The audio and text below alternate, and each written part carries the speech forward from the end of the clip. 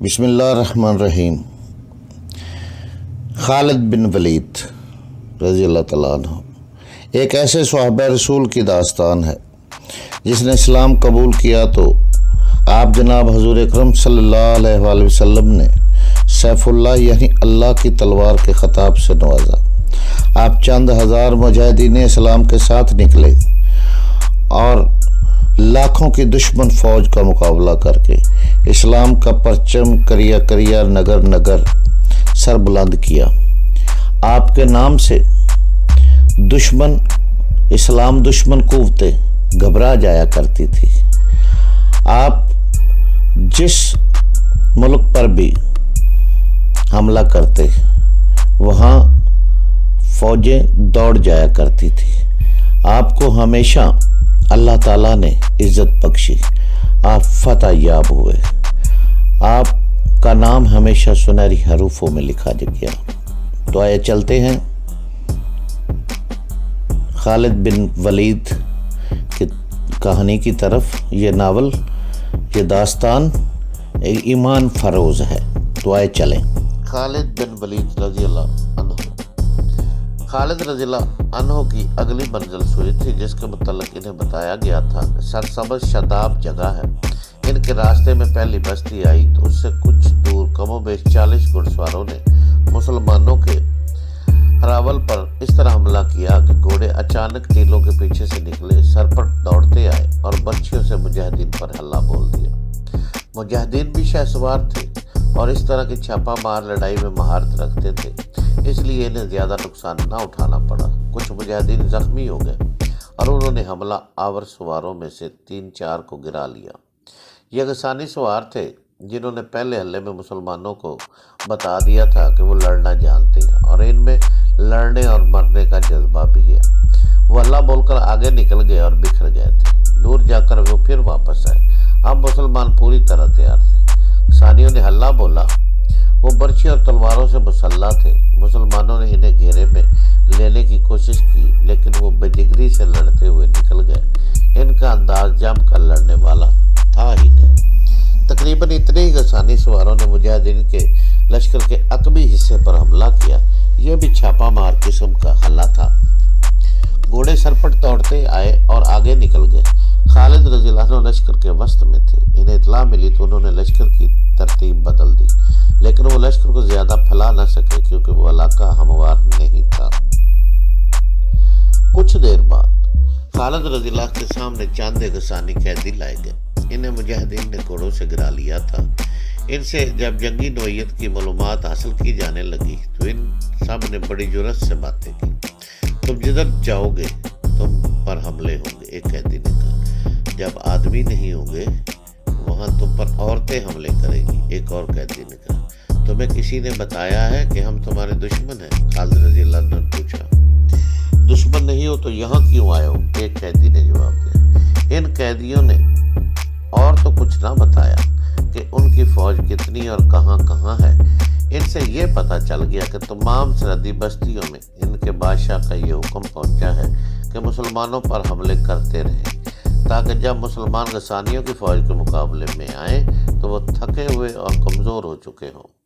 یہاں سے تمہیں اناج کا ایک دانہ نہیں ملے گا، ایک قیدی نے کہا۔ پینے کو پانی کا ایک قطرہ نہیں ملے گا۔ تمہارے اونٹوں اور گھوڑوں کو ہم بھوکا مار دیں گے، ایک اور قیدی نے کہا۔ ہماری زمین سے یہ گھاس کی ایک پتی نہیں کھا سکیں گے۔ کیا تمہاری موت تمہیں یہاں لے آئی ہے؟ ایک اور قیدی بولا۔ لڑنے آئے تھے تو خالد رضی اللہ عنہ بن ولید کو ساتھ لاتے، ایک اور قیدی نے کہا۔ وہ آ جاتا تو تم کیا کرتے؟ خالد رضی اللہ عنہ نے پوچھا۔ سنا ہے کہ اس کے سامنے اس کا دشمن پاؤں پر کھڑا نہیں رہ سکتا، قیدی نے جواب دیا۔ اور سنا ہے وہ بڑا ظالم آدمی ہے، قیدیوں کو اپنے ہاتھوں سے قتل کر دیتا ہے۔ اگر وہ اتنا ظالم ہوتا تو اس وقت اپنے پاؤں پر تم نہ کھڑے ہوتے، خالد رضی اللہ عنہ نے کہا۔ تمہارے سر تمہارے کندھوں پر نہ ہوتے۔ کہاں ہے وہ؟ قیدی نے پوچھا۔ تمہارے سامنے کھڑا ہے، خالد رضی اللہ عنہ بن ولید نے مسکراتے ہوئے کہا۔ میں تمہاری بہادری کی تعریف کرتا ہوں۔ ایسا حملہ بہادر کیا کرتے ہیں جیسا تم نے کیا ہے۔ तमाम कैदियों पर खामोशी तारी हो गई और वो हैरत ज़्यादा तासर चेहरों पर लिए खालिद रज़ी अन्हु को देख रहे थे। क्या तुम मुझसे डर रहे हो कि मैं तुम्हें कत्ल कर दूंगा? खालिद रज़ी अन्हु ने पूछा। इनमें से कोई भी न बोला। नहीं, खालिद रज़ी अन्हु ने खुद ही अपने सवाल का जवाब दिया। तुम्हें कत्ल नहीं किया जाएगा। तुम्हारे अभी बहुत से भाई हमारी कैद में आएंगे। किसी को कत्ल नहीं किया जाएगा। कत्ल वही होगा जो हमारे मुकाबले में आएगा। क्या तुम गसान के लश्कर के आदमी हो? नहीं, एक कैदी ने जवाब दिया। हम इस बस्ती के रहने वाले हैं। तुम मेरा नाम किस तरह जानते हो? खालिद रज़ी अन्हु ने पूछा। इब्ने वलीद, एक अधेड़ उम्र कैदी ने जवाब दिया। तेरा नाम गसान के बच्चे बच्चे ने सुना है। गजान की फौज तेरे नाम से वाकिफ है। फारस की फौज को शिकस्त देने वाला सलार आम किस्म का इंसान नहीं हो सकता, लेकिन इब्ने वलीद अब तेरा मुकाबला कबीला गसान से है। खालिद रज़ी अन्हु इस शख्स के साथ बहस नहीं करना चाहते थे। उन्होंने उसके साथ और दूसरे कैदियों के साथ दोस्ताना अंदाज में बातें जारी रखी और इनसे कुछ बातें मालूम कर ली। मौरख वाकदी ने लिखा है कि खालिद रज़ी अन्हु को अंदाज़ा ही नहीं था कि गसानी और रोमियों तक इनका सिर्फ नाम ही नहीं पहुंचा था, बल्कि इनके नाम के साथ कुछ रवायतें और अकायतें भी पहुंच गई थी। बाज़ लोग खालिद रज़ी अन्हु को मफूकुल फितरत शख्सियत समझने लगे थे। खालिद रज़ी अन्हु आगे बढ़ते गए। गसानियों के गिरोह ने दो और जगहों पर मुसलमानों के लश्कर पर हमला किया। एक हमला जो छापामार किस्म था खासा सख्त था। मुसलमान चूँकि चौकस और तैयार थे, इसलिए उनका ज़्यादा नुकसान न हुआ। हमलावरों का जानी नुकसान ज़्यादा हुआ। खालिद रज़ी अन्हु को कैदियों से मालूम हो चुका था कि उन पर हमलों का मकसद क्या है। उन्होंने सोचा कि इस तरह मज़ामत जारी रही तो इन्हें अपने लश्कर के खाने पीने के लिए कुछ भी नहीं मिलेगा। उसवा के करीब ज़ोहर और असर के दरमियान पहुंचे तो इन्हें बड़ा ही वसी सब्ज़ाज़ार नजर आया। इसमें बेशुमार भेड़ें, बकरियां और मवेशी चल रहे थे। ये वसी चरागाह थी। उसके करीब सुवा की बस्ती थी।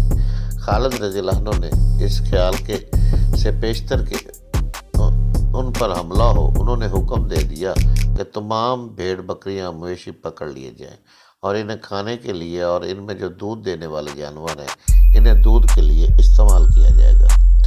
मुजाहिदीन इन जानवरों को पकड़ने लगे तो बस्ती वालों ने मुसलमानों पर हमला कर दिया। सानियों के घोड़े अच्छे थे और उनके हथियार भी अच्छे थे, लेकिन मुसलमानों के आगे वो ज़्यादा देर ठहर न सके।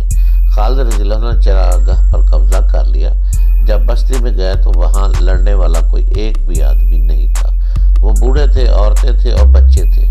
मुसलमानों को देखकर वो भागने लगे। औरतें अपने बच्चों को उठाए चुप गई या भाग गई। खालिद रज़ी अन्हु के हुक्म से इन सब को रोककर कहा गया कि इनके खिलाफ कोई कार्रवाई नहीं की जाएगी। अगर बस्ती से मुसलमान लश्कर के खिलाफ कोई कार्रवाई हुई तो बस्ती को उजाड़ दिया जाएगा।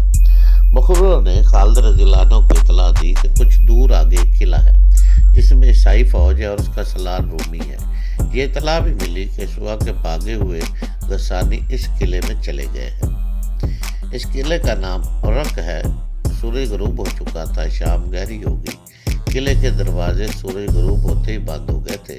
इसके बाद किले के संतरियों को जो दीवार पर टहल रहे थे घोड़ों के टाप सुनाई दिए। संतरियों ने खबरदार होशियार की सदाएं लगाना शुरू कर दी। कमानदार दीवार पर गए और नीचे देखा। बहुत से घोड़े दौड़े आ रहे थे। वो किले के बड़े दरवाजे पर आकर रुक गए। अभी और घोड़े और ऊंट भी आ रहे थे। कौन हो तुम लोग? दरवाजे के ऊपर रूई से एक कमानदार ने पूछा। हम गसानी हैं, बाहर से एक सवार ने जवाब दिया। मुसलमानों का लश्कर आ रहा है। हमने सुबह में इन्हें रोकने की कोशिश की थी, लेकिन हम उनके मुकाबले में जम न सके। हम बस्ती में जाते तो मुसलमान जिंदा न छोड़ते। क्या तुम पनाह लेने आए हो? पनाह भी लेंगे, एक गसानी सवार ने जवाब दिया, और मुसलमानों के खिलाफ लड़ेंगे भी। तुम्हें हमारी ज़रूरत होगी। रूमी सलार को बुलाया गया। उसने इन लोगों से अपनी तसल्ली के लिए कई सवाल किए और उनके लिए किले का दरवाज़ा खुलवा दिया। उन्होंने रूमी सलार को तफसील से बताया कि मुसलमानों की नफरी कितनी है और अब कहाँ है। अगली सुबह तलू हुई तो खालिद रज़ी अन्हु का लश्कर किले तक पहुँच गया। इस किले के محاصرے میں وہ لے رہا تھا، عیسائی فوج جو قلعے میں تھی قلعے کی دیواروں پر چلی گئی اور فوج کا ایک حصہ قلعے کے بڑے دروازے سے کچھ دور کھڑا ہو گیا۔ اس حصے کو ایسی صورتحال کے لیے تیار رکھا گیا تھا کہ دروازہ ٹوٹ جائے تو یہ دستہ حملہ آوروں کو اندر نہ آنے دے، حکم ملنے پر باہر جا کر مسلمانوں پر حملے کرے۔ قلعے کے باہر للکار اور نعرے گرج رہے تھے، قلعہ ہمارے حوالے کر دو۔ خالد رضی اللہ عنہ کے حکم سے رافع بن عمیرہ نے بلند آواز سے کہا، ورنہ ہر غسانی قتل ہونے کے لیے تیار ہو جائے، ہتھیار ڈال دو اور کسی کو باہر بھیجو جو ہمارے ساتھ صلح کی شرطیں طے کر لیں۔ اے مسلمانوں، اوپر سے ایک کماندار نے للکار کر کہا، یہ قلعہ تمہیں آسانی سے نہیں ملے گا۔ واقعی لکھتا ہے کہ قلعے میں ایک ضعیف العمر عالم تھا، اس نے رومی سالار کو بلایا۔ عالم کی قدر و منزلت تھی، وہ غسانی اس کا حکم مانتے تھے اور اس کی ہر بات کو مرحق تسلیم کرتے تھے۔ کیا اس فوج کا پرچم کالے رنگ کا ہے؟ عالم نے پوچھا۔ ہاں مقدس باپ، رومی سالار نے جواب دیا، ان کا جھنڈا نظر آ رہا ہے جو سفید اور کالے رنگ کا ہے۔ کیا یہ فوج صحرا میں سے اس راستے سے گزر کر آئی ہے جس راستے سے کبھی کوئی نہیں گزرا؟ عالم نے پوچھا۔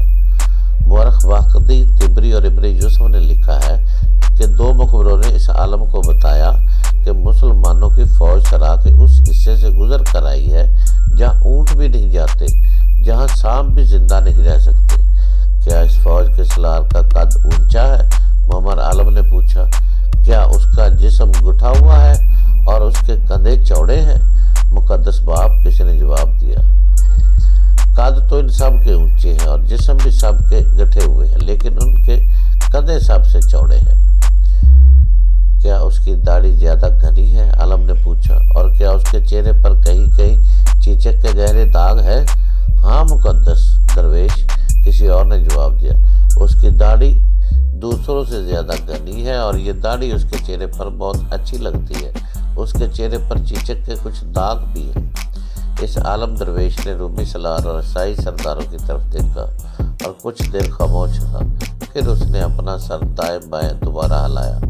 یہ وہی شخص ہے جس کا مقابلہ کرنے کی ہمت تم میں سے کسی میں بھی نہیں، اس نے کہا۔ ایک تو جس کا احترام ہم پر سب لازم ہے، کیا کہہ رہا ہے؟ رومی سالار نے کہا، وہ تو ہمارا قیدی ہوگا جس سے تو ہمیں ڈرا رہا ہے۔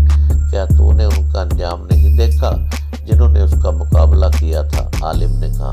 کیا وہ آسمانوں کا کوئی دیوتا ہے یا زمین کا کوئی انسان شکست نہیں دے سکتا؟ ایک عیسائی سردار نے پوچھا۔